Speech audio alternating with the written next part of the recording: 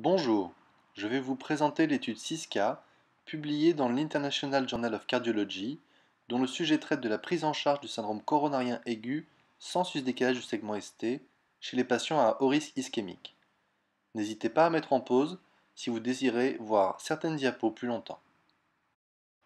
L'incidence annuelle du syndrome coronarien aigu sans sus-décalage du segment ST, ou SCA non ST+, est en augmentation.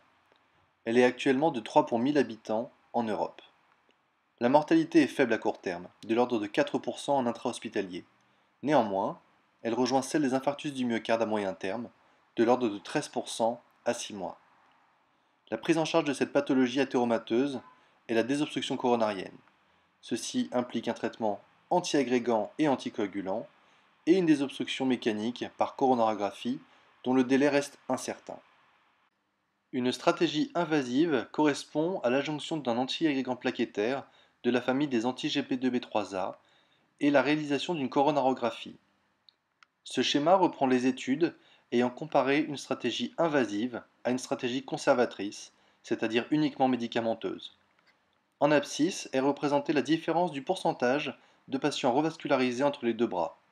En ordonnée, le bénéfice observé pour le patient. Ainsi, la différence du taux de revascularisation et le bénéfice observé sont proportionnels et leur relation est linéaire. Une de ces études a été le moteur de l'étude 6K. Il s'agit de Tactics TIMI-18 qui a utilisé comme anti-GP2B3A le tirofiban. Vous voyez ici la figure principale des résultats. Le critère de jugement était composite et regroupait le décès, l'infarctus du myocarde et la réhospitalisation à 6 mois.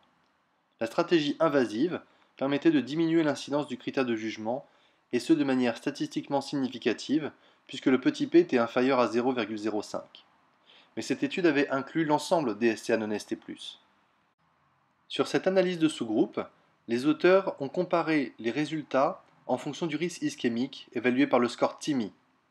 Plus ce score est élevé, plus le risque ischémique est grand. Nous voyons ici que la stratégie invasive a un bénéfice plus important chez les patients à haut risque ischémique.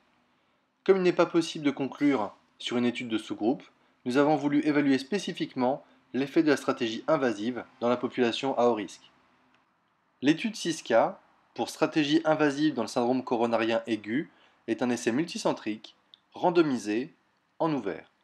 Les patients étaient inclus en préhospitalier, aux urgences ou en USIC. Les critères d'inclusion étaient le SCA non ST+ à haut risque. Il vous est indiqué ici les critères d'inclusion de l'étude pour qualifier un syndrome coronarien aigu non ST+, et le risque élevé du patient, défini par au moins l'un de ces critères.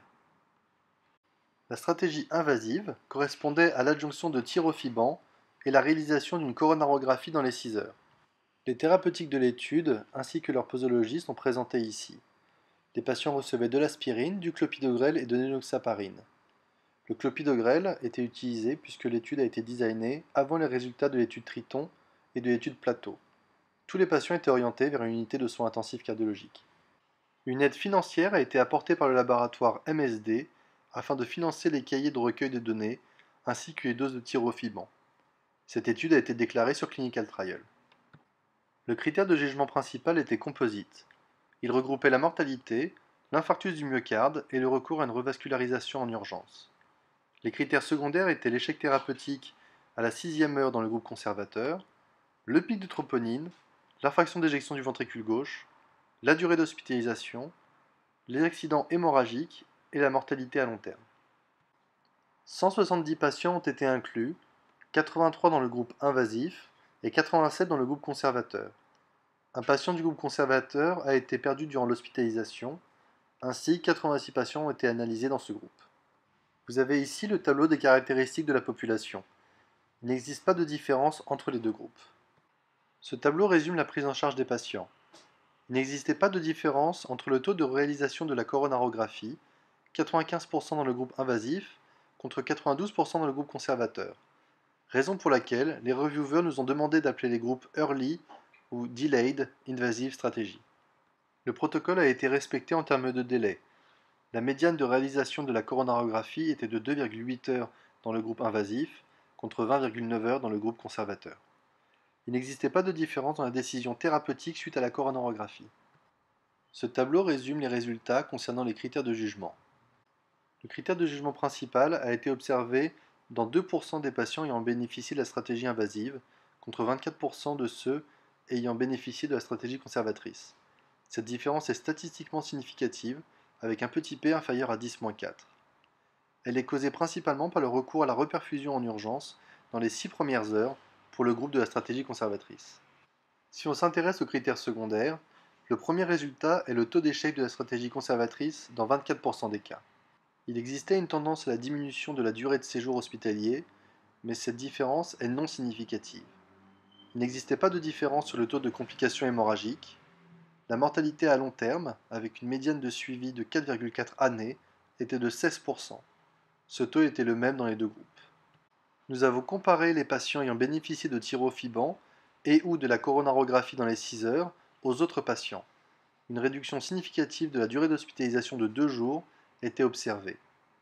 En conclusion, les patients présentant un SCA non-ST+, avec un haut risque ischémique ont une mortalité de 16% à long terme. Ceci doit nous motiver à optimiser leur prise en charge. Près d'un quart des patients randomisés dans le groupe conservateur ont dû bénéficier en urgence d'une coronarographie. Il est donc nécessaire de cibler cette population. Ainsi, les urgentistes doivent être sensibilisés à cette problématique et surtout doivent scorer leurs patients et ce dès le préhospitalier. Je vous remercie de votre attention et vous invite à nous retrouver sur EMU 93.